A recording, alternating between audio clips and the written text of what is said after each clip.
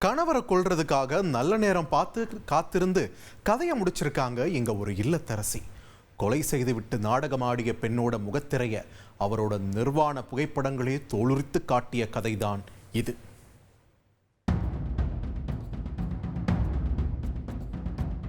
உத்தரப்பிரதேஷ் மாநிலத்தோட பெயரை கேட்டதுமே நமக்கெல்லாம் முதல்ல ஞாபகத்துக்கு வரது ஆக்ராவும் அங்க இருக்கக்கூடிய காதலின் நினைவு சின்னமான தாஜ்மஹாலும் தான்.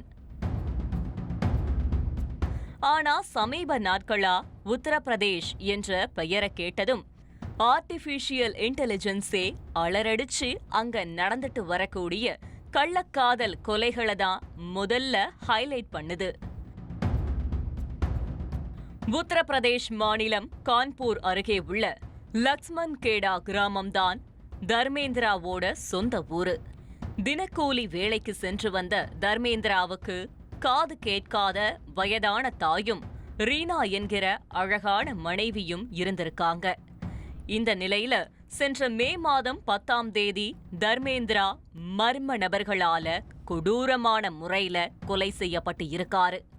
கணவரை இழந்த ரீனா தர்மேந்திராவோட சொந்த பந்தங்கள் தான் சொத்து தகராறுல தன்னோட புருஷனை கொன்னுட்டதா அழுது ஆர்ப்பாட்டம் பண்ணி இருக்காங்க. இதைத் தொடர்ந்து சந்தேகத்தின் பேரில தர்மேந்திராவோட உறவினர்கள் 3 பேரை கைது பண்ண போலீஸ் அவர்களிடம் தீவிர விசாரணை மேற்கொண்டு இருக்காங்க. அதுல கொலை செய்கிற அளவுக்கு அவங்களுக்குள்ள முன்விரோதம் இல்லாதது தெரிய வரவும் 3 விடுவிக்கப்பட்டு இருக்காங்க.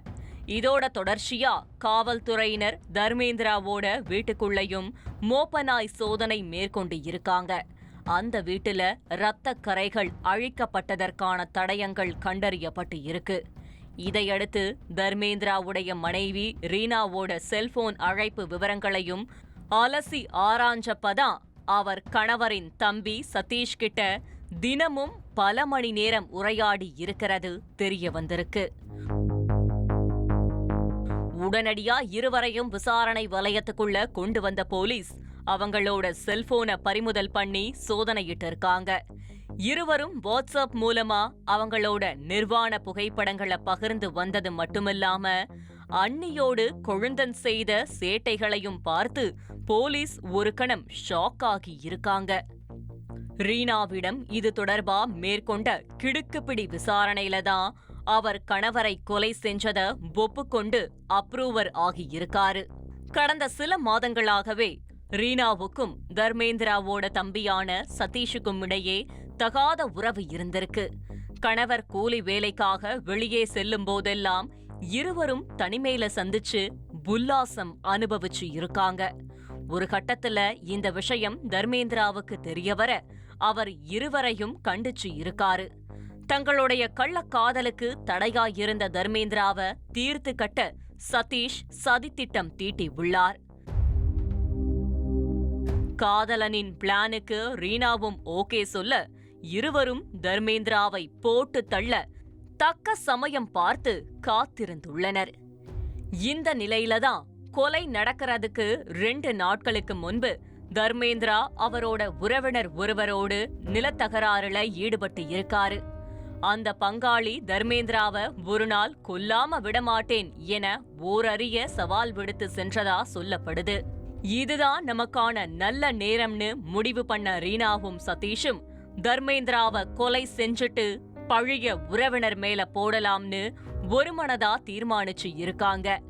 அவங்களோட மாஸ்டர் பிளான் படி சம்பவம் நடந்த அன்னைக்கு ரீனா கணவரோட இரவு உணவுல அளவுக்கு அதிகமான தூக்க மாத்திரைகளை கலந்து கொடுத்து இருக்காங்க.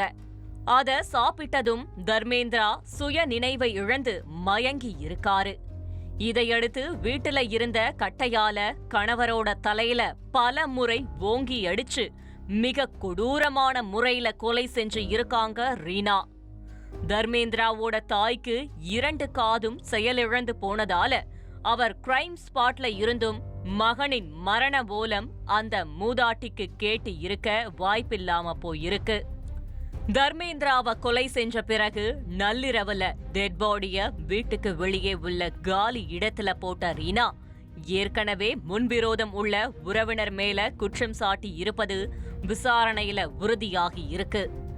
நடந்த சம்பவம் தொடர்பா கொலை கேஸ் ரெஜிஸ்டர் பண்ண போலீசார் கொலையாளிகள் ரீனாவையும் சதீஷையும் கைது பண்ணி சிறையில் அடைச்சிருக்காங்க.